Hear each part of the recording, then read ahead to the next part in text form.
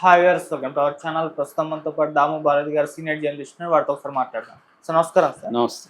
Sir వివేక హత్య కేసులో నిందితులుగా ఉన్న దస్తగిరి ఎవరైతే ఉన్నారో అతని సాక్షుల జాబితాలోకి సిబిఐ కోర్టు మార్చడం మనం చూసాం సార్. అప్పుడు దానిపైన విమర్శలు కూడా వచ్చాయి. అయితే దీన్ని కౌంటర్ చేస్తూ అవినాష్ రెడ్డి హైకోర్టుకి వెళ్ళారు, ఎలా చేరుస్తారు అని చెప్పేసి. ఇప్పుడు హైకోర్టు ఒక సంచలన తీర్పు ఇచ్చింది, ఈ విషయంలో కూడా వార్తలు వస్తున్నాయి సార్. మరి ఏం తీర్పు ఇచ్చింది, దీనిపైన మీ ఒపీనియన్?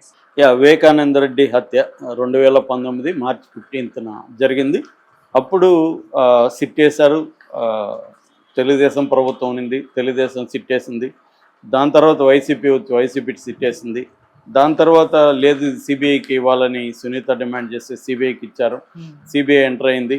సిబిఐ ఎంటర్ అయ్యి కూడా దాదాపు 5 ఏళ్ళు అయిపోయింది, ఇప్పటి వరకు ఏమీ జరగలేదు. సుప్రీంకోర్టు 1.5 year బ్యాక్కే రెండు డెడ్ లైన్ పెట్టింది. ఫస్ట్ April 31 అనింది, తర్వాత జూన్ అనింది.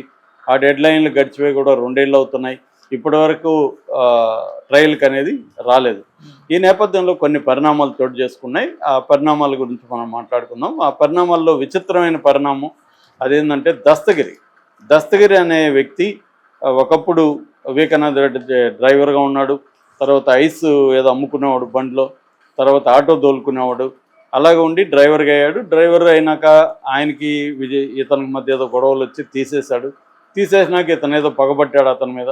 ఈ లోపల దాంట్లో ఎర్రగంగిరెడ్డి, మిగతా వాళ్ళకు కూడా సునీల్ కుమార్ యాదవ్, ఉమాశంకర్ రెడ్డి, ఇలాంటి వాళ్ళకు కూడా ఆయనతో ప్రాబ్లమ్స్ ఉన్నాయి. వీళ్ళందరూ ఒకటయ్యి ఆయన్ని చంపాలని నిర్ణయించుకున్నారు.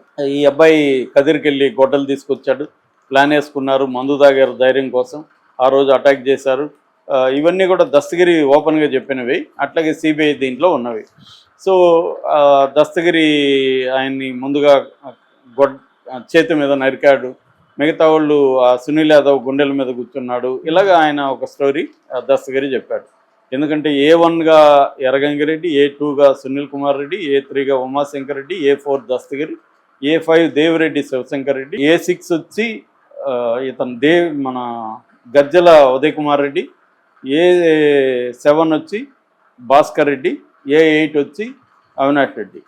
సో వీళ్ళల్లో ఫస్ట్ చంపిన స్పాట్లో ఉన్నది ఎవరెవరు అంటే A1 Erra Gangi Reddy, A2 Sunil Kumar Reddy, A3 Umashankar Reddy, A4 Dastagiri.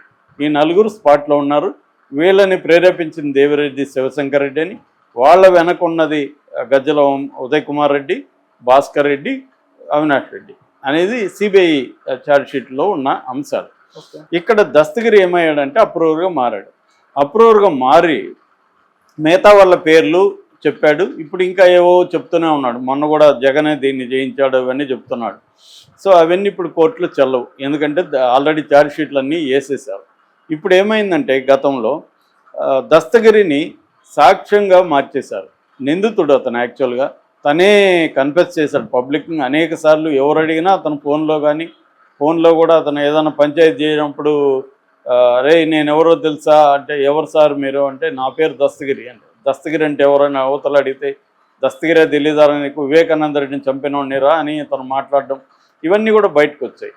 So అలాగా ఓపెన్గా నేను హత్యలో పాల్గొన్నాను, నేను గొడ్డలతో నరికాను అని ఆయన చెప్తున్నప్పుడు ఆయన్ను వీళ్ళకి పోలీసులకు హెల్ప్ చేస్తా, అప్రూవర్ అంటే అర్థమేమి, పోలీసులకు హెల్ప్ చేయడం, మిగతా వాళ్ళు ఎవరెవరు ఉన్నారో చెప్పడం, ఇంత మాత్రం చేత అతన్ని సాక్షిగా మార్చచ్చా అనేది చర్చ.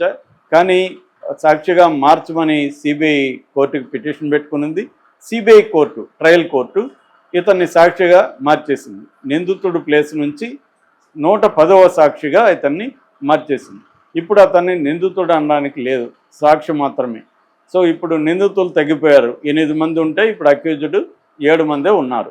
ఇతను నిందితుడు ప్లేస్లో లేడు.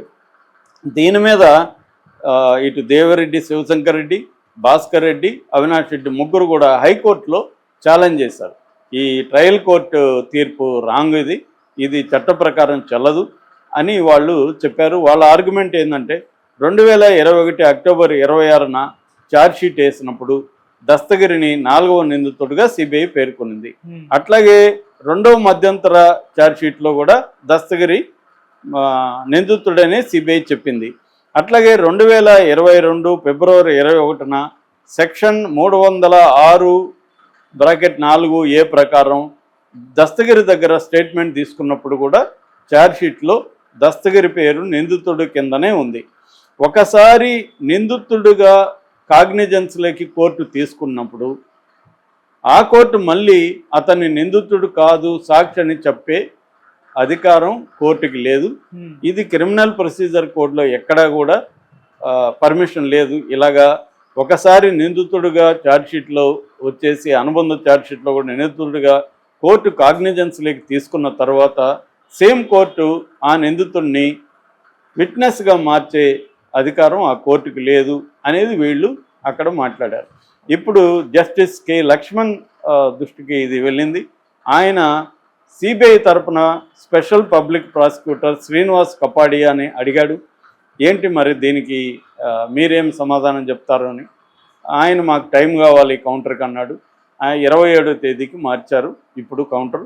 అట్లాగే దీంట్లో సంచలనం ఏంటంటే జస్టిస్ లక్ష్మణ్ సిబిఐ కోర్టుని దీనికి సమాధానం చెప్పాలా, మీరు ఏ గ్రౌండ్స్ మీద అతన్ని ఒక నిందితుడి నుంచి సాక్షిగా మార్చారో మీరు మాకు చెప్పండి అని అది అడిగింది. అది సంచలనంగా చెప్పవచ్చు. నేను చాలాసార్లు వీడియోలో చెప్పాను, ఒక common sense point of view నుంచి చూసినప్పుడు, చట్టం పక్కన పెట్టు, చట్టం లోతుపాతలు నాకు తెలియదు, ఒక common sense point of view నుంచి చూసినప్పుడు నాకున్న డౌట్ ఏంటంటే, ఇప్పుడు మనం ముగ్గురున్నాం, కెమెరామెన్ నువ్వు నేను ముగ్గురు కలిసి ముందే ప్లాన్ చేసుకున్నాం, నేను మీకు ఇద్దరికి డబ్బులు ఇచ్చేసాను. నేనేం చెప్పానంటే, నేను మన ముగ్గురు కలిసి ఒకరిని హత్య చేద్దాం, హత్య చేసిన తర్వాత నేను అప్రూవర్గా మారిపోయి మీరిద్దరు చేశారని చెప్పేస్తాను, చెప్పిన తర్వాత నేను సాక్షిగా మార్చేస్తారు, మీరిద్దరు మాత్రం జైలుకి వెళ్తారు, మీకు ఇంత డబ్బులు ఇస్తాను అని మిమ్మల్ని కన్విన్స్ చేసి నేను హత్య చేయించాను. హత్య చేసినాక నేను అప్రూవర్గా మారిపోయి, సార్ వీళ్ళిద్దరే నన్ను ప్రెజర్ చేసి హత్య చేయించారు సార్, నా తప్పు లేదు, నేను ఆ రోజు తప్పు చేశాను సార్, వీళ్ళిద్దరు మాటిని డబ్బులకు మోసపోయాను సార్ అని చెప్పాను అనుకో, అప్పుడు నేను సాక్షిగా అయిపోవచ్చు కదా, నాకు ఇంకా ఇది పడదు కదా, జైలు శిక్ష పడదు. ఎందుకంటే నేను ముద్దయ్య కానప్పుడు ఇంక జైలు శిక్ష ఏముంటుంది, సాక్ష్యం మారిపోతుంది. సో ఇది ఎలా సాధ్యం? వాడి పైగా వాడి పర్సనల్ కక్ష మీద కూడా చేసినానని చెప్పట్లేదు, డబ్బులు తీసుకొని చేశాను అంటున్నాడు. అంటే డబ్బులు తీసుకొని చేసిన ఒక కిరాయి హంతకుడు అతను ఒక కిరాయి హంతకుడిని సాక్షిగా ఎలా మారుస్తుంది ఏ కోర్టు అయినా సరే అని అందరికీ డౌట్లు వస్తాయి. ఆ డౌట్నే ఇప్పుడు హైకోర్టు కూడా ఎక్స్ప్రెస్ చేసింది. నాకు తెలిసి ఇది హైకోర్టు కానీ సుప్రీంకోర్టు కానీ ఇది ఒప్పుకోదు.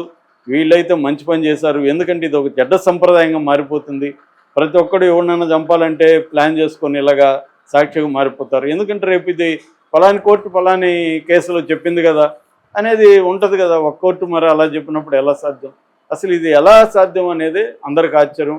ఇప్పుడు దస్తగిరి ధైర్యంగా అతను ఒక హంతకుడు అతనే ఒప్పుకొని డబ్బులు తీసుకొని హత్య చేసిన వ్యక్తి నీతులు చెప్తూ ఆయన సార్ అని మీ కామెంట్ ఏం సార్ అని మనమంతా పోయి విలేకరులు అతని కెమెరాలు పెడుతుంటే అతను దర్జాగా చెప్తున్నాడు. సో ఇది వీళ్ళ రాజకీయాల కోసం ఒక క్రిమినల్ని కూడా హీరోగా మార్చే కార్యక్రమం ఇక్కడ మనకు కనబడుతుంది. దాన్ని ఇప్పుడు హైకోర్టు ప్రశ్నించడం అనేది జస్టిస్ లక్ష్మణ్ గారిని మెచ్చుకోవాలి.